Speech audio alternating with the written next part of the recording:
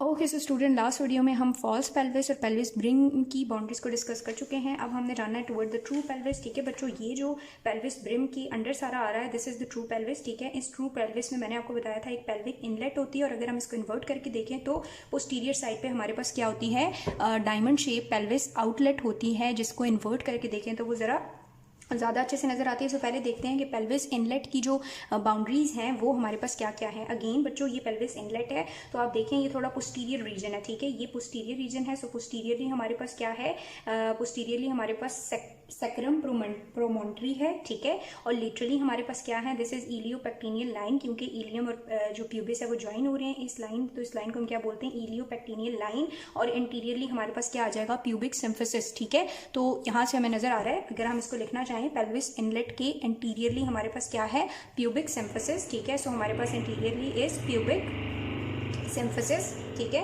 Laterally हमारे पास is iliopectineal lines and posteriorly हमारे पास क्या है, पोस्टीरियरली हमारे पास सैक्रल प्रोमोन्ट्री है। ठीक है, लास्ट वीडियो में थोड़ी सी मिस्टेक हो गई है कि हमारे पास जहाँ पे हमने ये डिस्कस की है पेल्विक ब्रिम, तो इसकी ये एंटीरियरली ही आती है प्यूबिक सिम्फिसिस, जबकि पोस्टीरियरली ये सैक्रम वाला रीजन आता है। ठीक है, सो जो पेल्विक ब्रिम के बॉर्डर्स हैं, बाउंड्रीज हैं, वो सेम एज हैं एज द पेल्विक इनलेट। ठीक है, पेल्विक आउटलेट की शॉर्ट सी बात कर लेते हैं।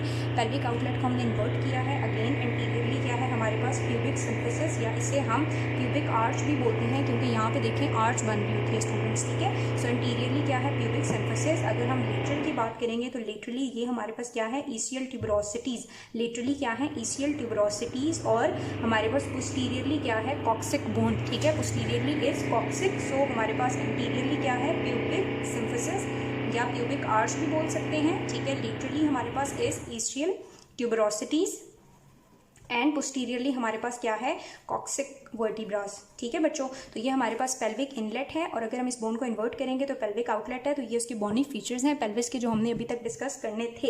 एक और चीज़, यहाँ पे हमारे पास दो लिगामेंट्स होते हैं, उनको हम बोलते हैं सेक्रोट्यूबरस लिगामेंट एंड सेक्रोस्पाइनस लिगामेंट। ठीक है, उनका क्या काम होता है, उनका काम होता है ग्रेटर और लेसर शैटिक फोरामेंट्स को greater and lesser sciatic notches में कन्वर्ट करना। अभी हम जॉइंट्स पढ़ेंगे तो इन लिगामेंट्स को एक दफ़ा से दोबारा डिस्कस करेंगे। अभी तक हमने बोनी फीचर्स देखे हैं।